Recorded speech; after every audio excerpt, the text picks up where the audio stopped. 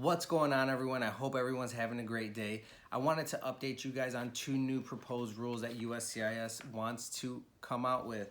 Now, first one is fee schedules, application fees. The important ones seem like they're going up, and the not so important ones seem like they're decreasing. And I'm just going to go over a few of them that I most often encounter. So first one, this is the first time in history USCIS applicants will be charged a fee. Normally it's free to apply for asylum, but now it's going to be $50. Second, the petition to remove conditions. Whenever you apply for a spouse, if you get married within 2 years, if it's a short marriage and you want to petition for that spouse, they will give you a conditional green card to make sure that the marriage was entered in good faith. Now, after 2 years of having that green card, you get to remove the conditions. That application is going from $595 to $760. The work permit is going up $80 from $410 to $490, and the application for citizenship this one's huge. This is a huge jump. $640 to $1,170. That's like almost double. That I know a lot of people that apply for citizenship that can't afford the application fee. So that's huge. That's really going to deter people from applying for citizenship. Some rate decreases, like I said. The application to replace the green card is going from $455 to $415, and the application for this certification for citizenship is going from $1,170, which is already huge, to $1,150, a small drop.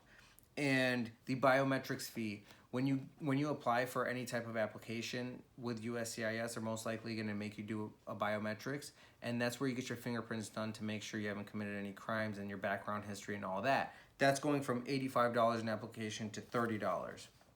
So that's what I want to talk to you about, the fee schedule. The next issue is regarding asylum applicants and work permits. They want to deter people from basically entering the U.S.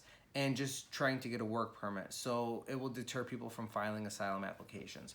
Right now, if you file an asylum application, after 180 days, you can get a work permit. So USCIS Acting Director Ken Cuccinelli says, our immigration system is in crisis. Illegal aliens are gaming our asylum system for economic opportunity.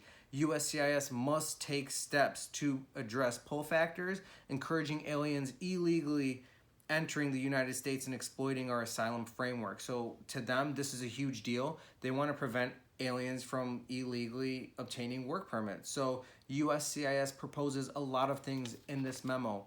First, they want to prevent aliens who entered the U.S. illegally from obtaining work authorization, which most people from the southern border in Mexico coming through there are entering illegally, so most of them out of luck for work permits.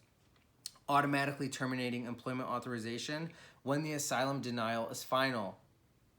Clarifying that an asylum applicant for failure to appear will result in withdrawal of the application and denial of the work permit. Also, preventing aliens who fail to file within 1 year of entering the United States, claiming asylum, no work permits for you either.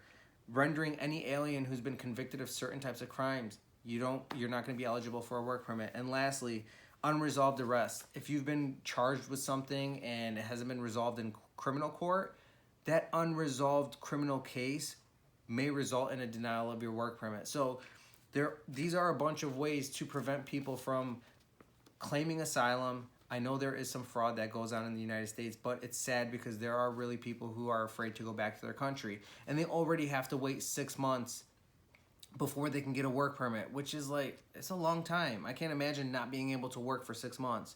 It kind of it forces a lot of people that I know to work illegally under the table, and they still pay their taxes, but at the same time, USCIS is like, oh, you worked without authorization, and it's like, how can you really live if you're running away from your country that you're afraid to go back to? And especially for me, I live in California. It's difficult enough making money, working, and living. So I can't imagine coming here and sitting here 6 months without working. It's nearly impossible. So they really need to get this right. It may deter asylum seekers from coming to the United States, but it also may deter people who are really afraid to go back to their country from coming to the U.S. to seek a better life. So thank you for tuning in. Again, We love you. We appreciate the support. We will do our best to keep you guys updated on immigration news. And if you guys have any questions, let me know. Text me, call, message us on social media. We are here for you guys. I hope everyone has a blessed day. Take care, guys.